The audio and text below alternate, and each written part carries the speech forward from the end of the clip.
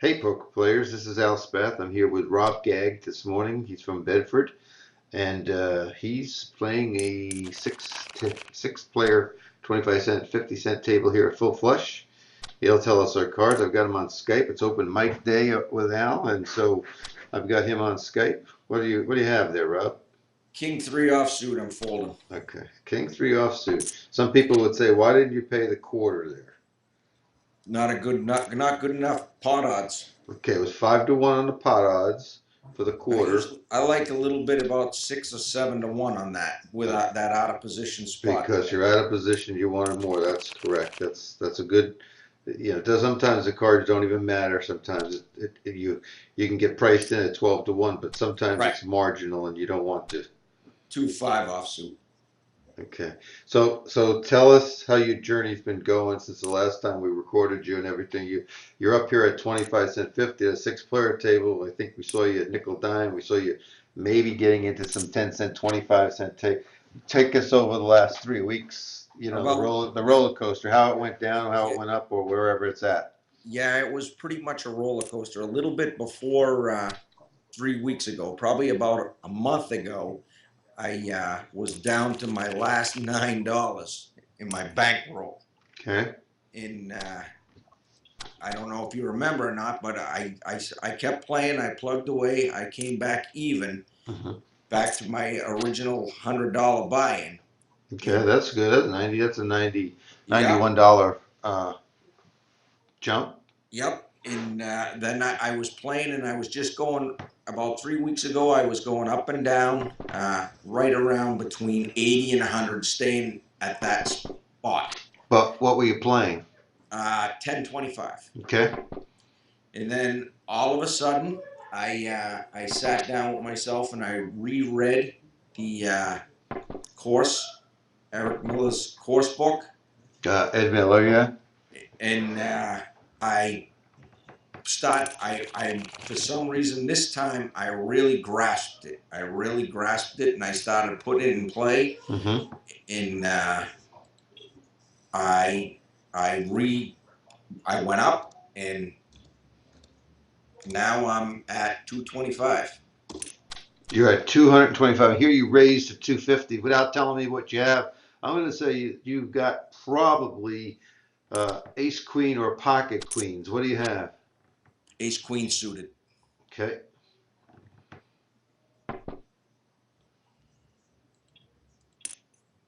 Now, do you want him out? Did you want him out there? You bet the whole pot. Did you really want him out if he had a weak ace? I, you Hmm. know, Hmm. Pardon? I'll be honest with you, I didn't even think about that. Okay. And here you get, now you're again first, and you got a pocket pair, maybe sevens or eights? Jacks. Jacks. Okay.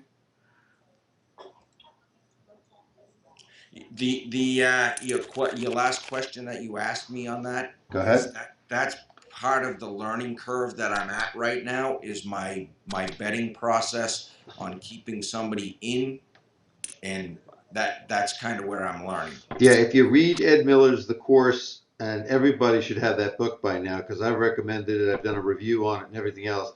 He will tell you in there, you don't get premium hands a lot of times. What do you have here? You have the king or the jack? I have the king. Okay. And it doesn't really matter about your kicker because you were in the blind and you got to figure he's got a weaker one. He's probably on a jack or a draw. Is that what you're assuming? Oh, he says he does, huh?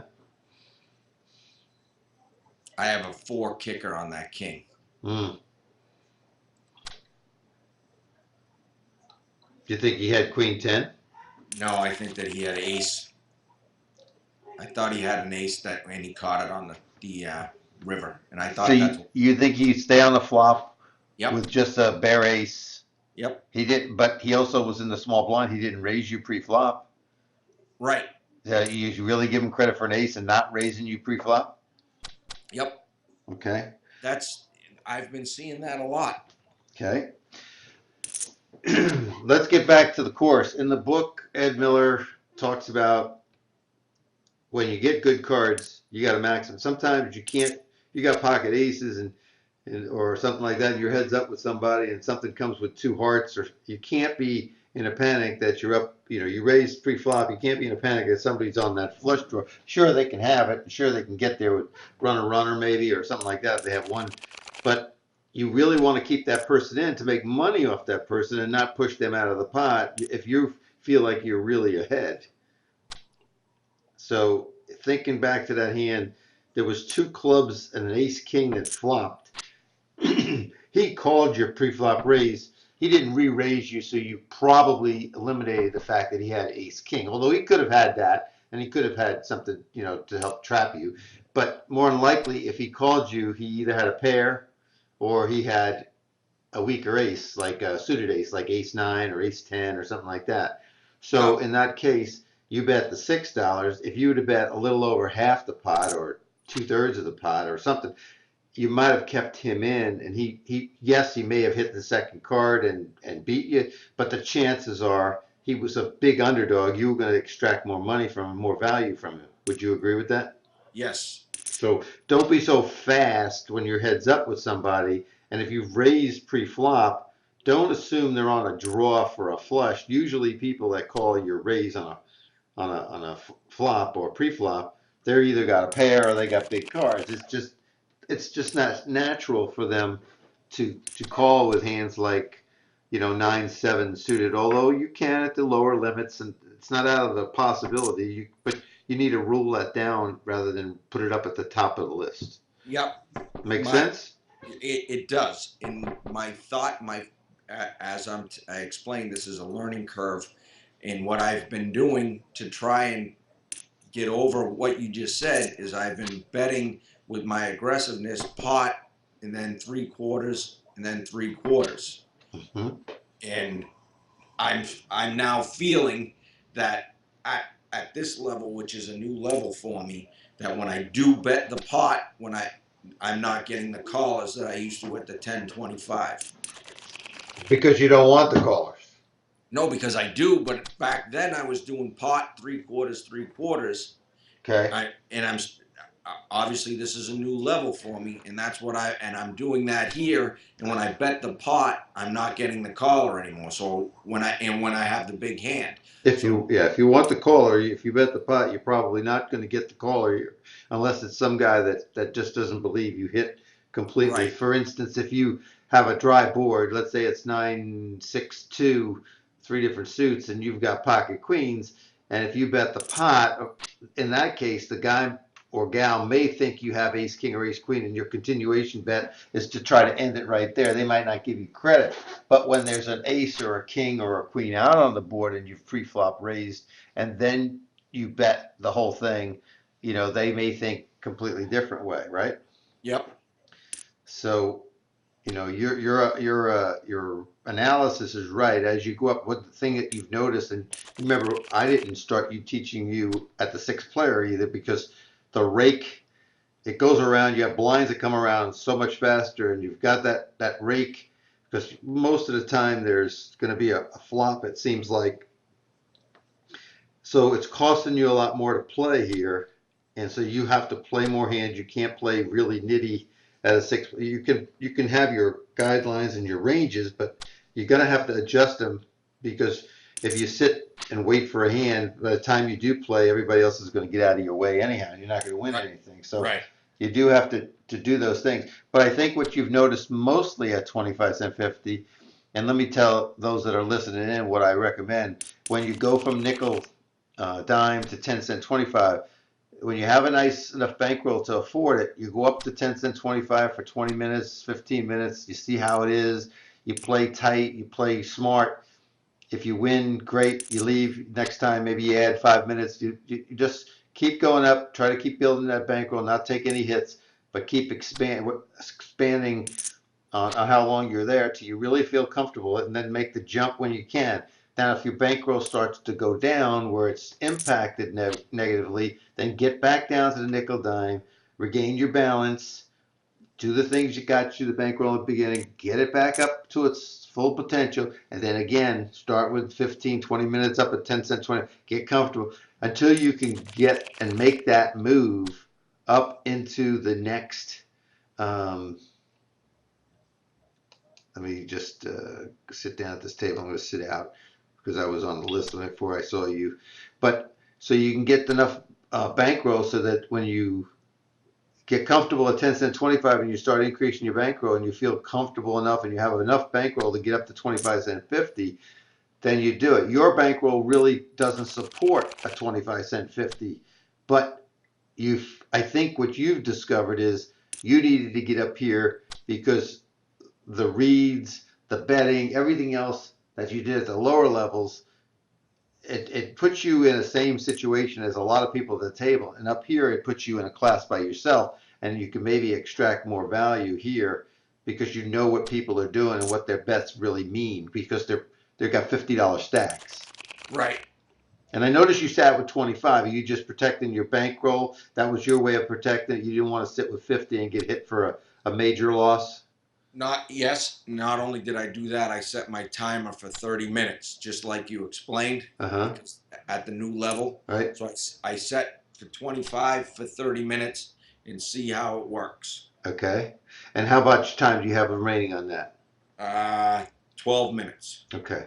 So So it's what I'm just, going to do is I'm going to keep talking to you and ask you questions more about Ed's book and some things that you found in the book. But I'm going to sit at the table every now and then. I'm going to sit in just to sit out again so I don't lose my place. And then when we're done with the recording, I'll end it and then I'll sit and play. But I don't want to while we're talking here and stuff like that because I don't want anybody to construe that I can see yeah, cards or anything that's going on because that's not what's going on.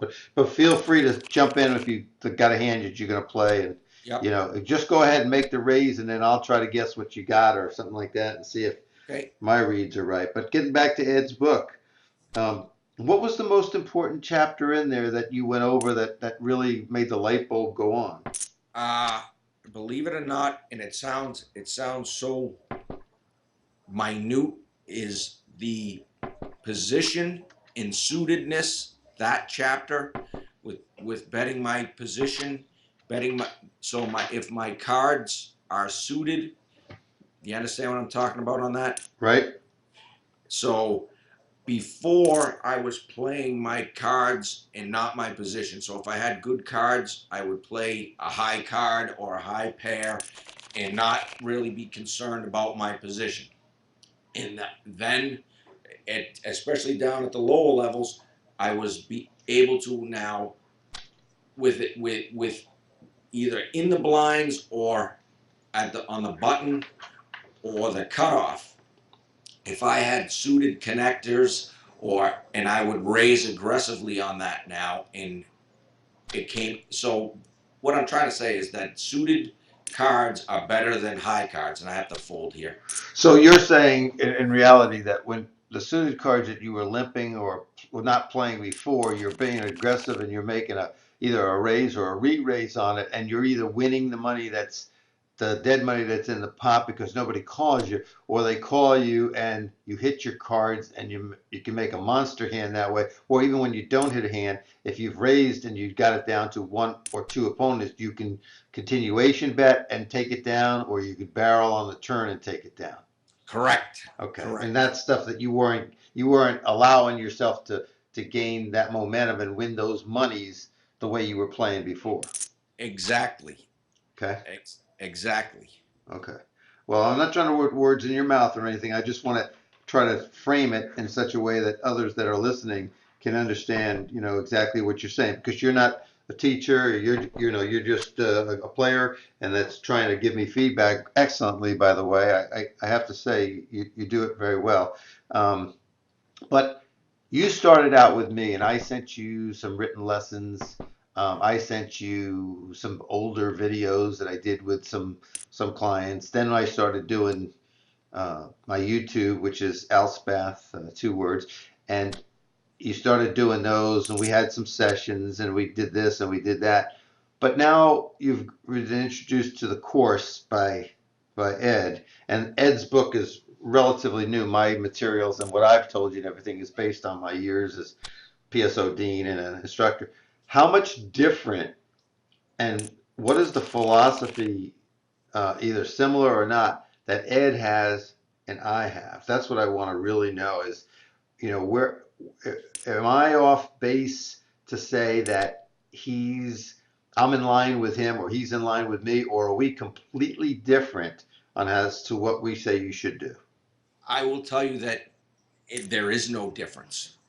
The only difference that I had, you had everything that Ed has written in his book, you explained to me in my first two lessons. Mm-hmm. My learning curve is I understand, and I understood everything that you said, but when it was in writing, it hit me like a hammer. So when I read, you explained it to me, and I was playing and playing and playing, and then Mm-hmm. I reread what you, and it was almost a verbatim, Al, and it was just, it hit me, and if you remember, I texted you and said something changed, and that's what it was. Is something hit me like a hammer. Yeah, my material is material that I've had for years over at Poker School. Ed's book is relative. As a matter of fact, I looked at it during the final edit and was looking for any things that would mislead a player or spelling or anything that was like that. And I pointed some things out to Ed for future additions or updates of the book, which he said he'd take into consideration, of course. But no, nothing that's in Ed's book is anything that I provided him. That's just how he does his teachings out. And you might get to read some of his other books like Small Stakes Hold'em and books like that. We won't talk about them right now, but there's a lot of books that I think Ed's got 9 or 10 that are available for people. But I would recommend the Small Stakes Hold'em, How to Read Players, and of course the course is mandatory for everybody's bookshelf. But I'm glad to see you're doing well, and you can't just rely on one person. You can't. I told you when you started, and you said to me, your comment was to me is, I'm a hockey coach and I'm thick and I don't learn too well and I'll never get this. I just know it. I'm just wasting my time, wasting my money. And I think I told you something, and I'd like you, if you remember what I told you at that time. You told me that, and when this occurred, because I that's exactly what I said, and I said I thought that I'd be too aggressive, and I'm just gonna flat here. You explained to me. What did you flat with? I flatted with a Jack Queen suited. Okay. And you told me that as long as I listened and put my time in, and paid attention, I have to fold this. Okay. Uh, that you guaranteed that I would progress. You didn't guarantee that I'd be a winning player. You didn't guarantee, but you guaranteed that I progressed. And I told you that I'm a very committed person, and that I would definitely do my time, probably more than any other person that you've had in a while. And it has, in my opinion, it is all paid off, Right. because But I I, have I, put my I time don't in. want to, I don't want to correct you, but I think I said um, that if you met me halfway and Yes, the that did the that's what homework, I meant by putting my time in, and my off the table, and right? putting my effort in. All right, that would get you to at least an even player or a winning player, depending on how things went. And then later, once you learned the fundamentals and got it down really well and started moving up in levels and had the confidence to go with it and understood the game the way it should be played, that you would be a winning player because I don't have any losing players that I've worked with out there. And I said I wouldn't take you on unless I thought you could win. Correct. Okay, And well, that's what I meant, is the halfway, is that if I put my time in, and so on and so forth, right, that you would guarantee that I would at least be able to play where I want, where my goal was. gotcha. Right now, I'm going to tell you, and it's only been since the first week of September that we first originally met out. Right, Right now, I have my confidence in. I would never have. I would. I'm folding. Would never have guessed I would be where I am then, where I am right now. have you played any live? No, I have not. Are you looking forward to doing that at one point? I am very excited about doing that, and they just changed the laws up here for the live tables. So Good. a little nervous because I haven't done that, but they do allow right now no limit hold'em at 1-2 with table stakes of $300 buy-in. Okay. So that's huge. Yeah, I didn't mean to come in and ruin your session here and have you talk so much that you couldn't play Nope. cards, but I think when you had cards, you played them and Yeah, you just came up short on a couple of hands. that's all right. I'm still ahead for the day. That's good. That's That good. was Are you limiting your sessions now and knowing? I am absolutely. I was just going to make that comment. Is that I'm my bankroll. You can go in, Al. Go ahead, because I'm getting out in a minute and a half. Okay. I'm limiting my time on the table. I'm limiting my bankroll to wins. What I want for. So what I'm Yeah, doing is yeah. I noticed you say go ahead, Al, and then you raise me. That's okay. I'm gonna fold, but I'll let you you're limiting your time to what? to it once I make what my daily goal is, I stop for the day. Where before I just kept grinding and grinding and grinding, and then I would lose. So I'm thinking that you raised here with Ace King or maybe even Pocket Kings. What do you have? Nines. Nines. Okay. Mhm. You got one guy that checks, so you know that he's afraid of. There you go. That's the way to do it. Um, This this is your my last last hand. hand? Yep. Okay. I can stay on in Yeah, pocket. you can stay on. Yeah, go ahead. You can leave the table. It's no problem because somebody else will come into the table and my cards will be up there. Um, but what I'm going to do is I'm going to end this broadcast right here because I want that recording just to reflect the time with you, and then I'll start another recording just after it. But thanks for listening, everybody. This is Al Spath. You can subscribe to my free video playlist up at YouTube. It's Al Spath, 2 words, and please follow me on Twitch. It's Al Spath, 1 word. I'm having a drawing once a month up at YouTube, so if you subscribe to me, you'll be eligible for a free session, a shadowing session, valued at $100.